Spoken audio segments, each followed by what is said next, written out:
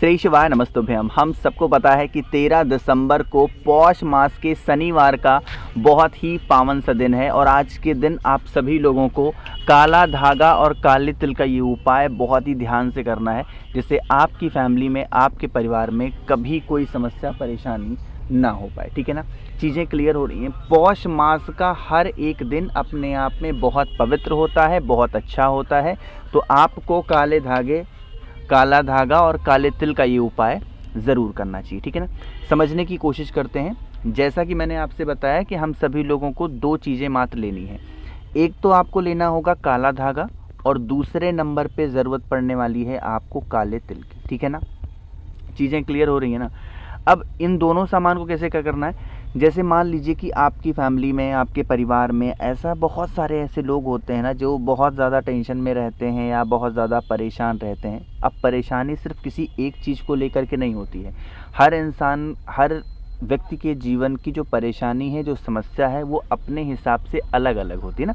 जैसे मेरे फैमिली की प्रॉब्लम कुछ और होगी, आपकी फैमिली की प्रॉब्लम कुछ और होगी, आपके घर के बगल की प्रॉब्लम कुछ और होगी ना, ऐसा होता है। बट ये उपाय हम किसी एक पर्टिकुलर पर्सन के लिए करेंगे। जैसे घर का मान लीजिए हस्बैंड है, आपके वाइफ हैं, आपकी बच्चे हैं, बेटी हैं, बेटे हैं ना, इस प्रकार की अगर कोई भी ऐसी चीज़ें हैं तो जितनी उनकी हाइट है ना उसके बराबर आपको काला धागा लेना है। कितने?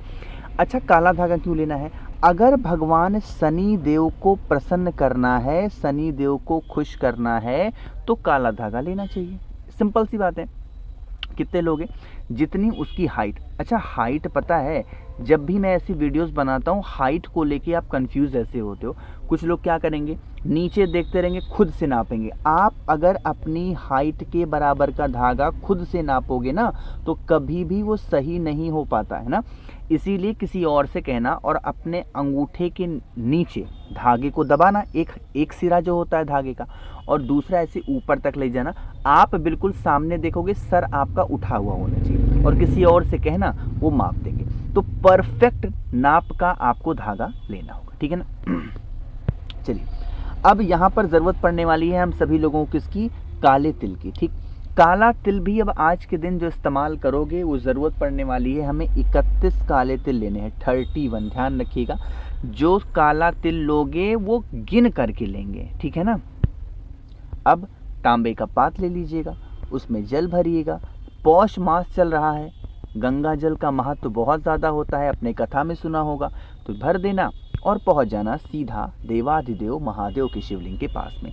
अब यहाँ पर एक नियम सुनेंगे।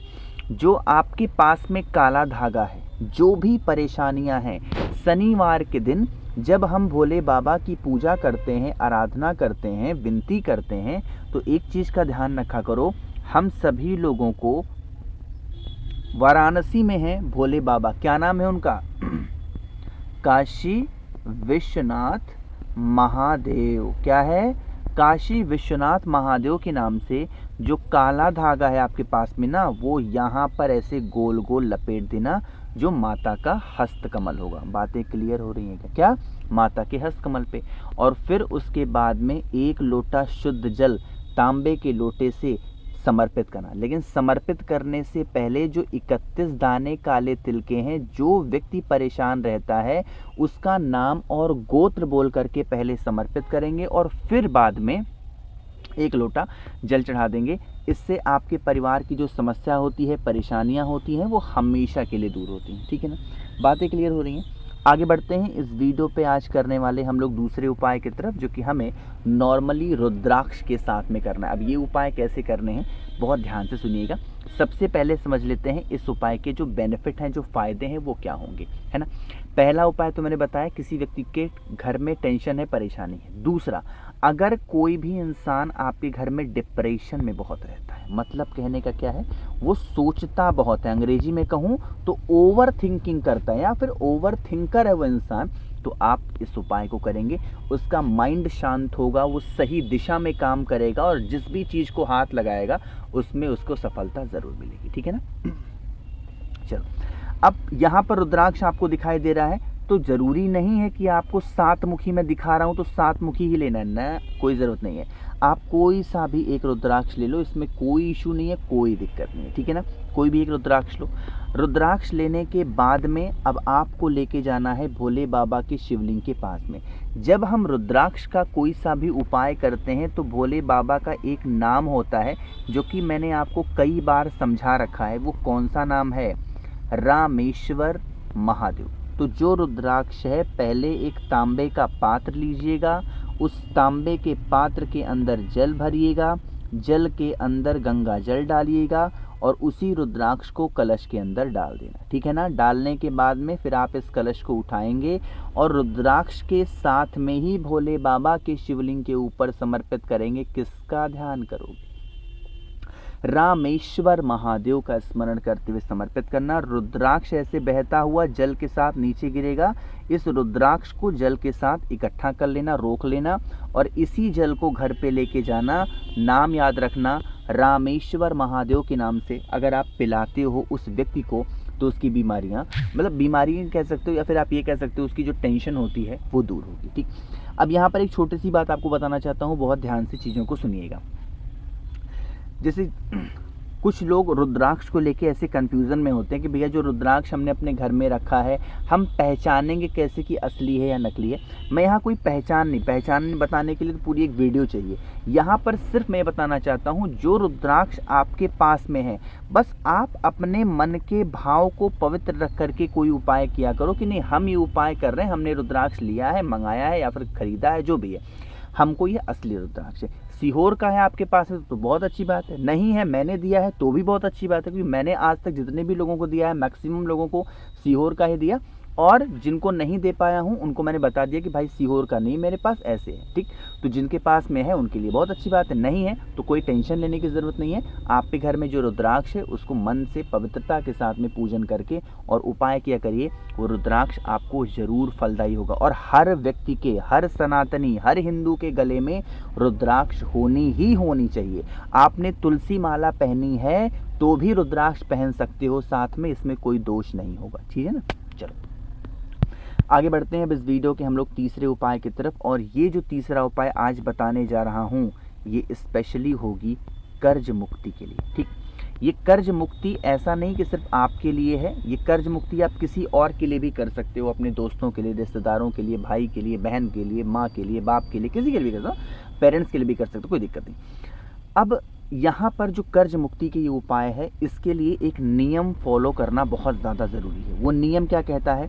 वो नियम ये कहता है कि इसे लगातार करना है, बीच में मिस नहीं करना है। कितने? 3 शनिवार या फिर कह सकते हो 3 सैटरडे आप सभी को उपाय को करना होगा।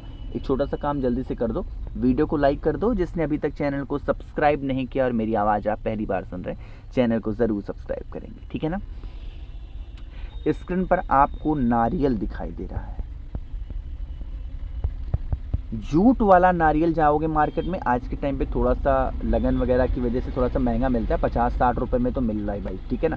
तो आपको क्या करना है, एक नारियल लेना है और इस नारियल के ऊपर आप चाहो तो एक ऐसे बिंदी लगा सकते हो बड़ी सी, या आप चाहो तो आप एक स्वस्तिक का भी निर्माण कर सकते हो, ठीक।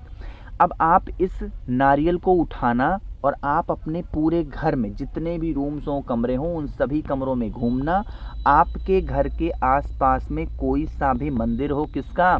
बजरंगबली का, उन्हीं के पास में यहाँ नीचे चुपचाप लेके जाना और रख देना। कितने रखोगे? 3 शनिवार लगातार रखना है। ऐसा नहीं करना है कि एक शनिवार रख दिया, 2 भूल गए, नहीं भाई, 3 शनिवार लगातार रख के देख लीजिएगा।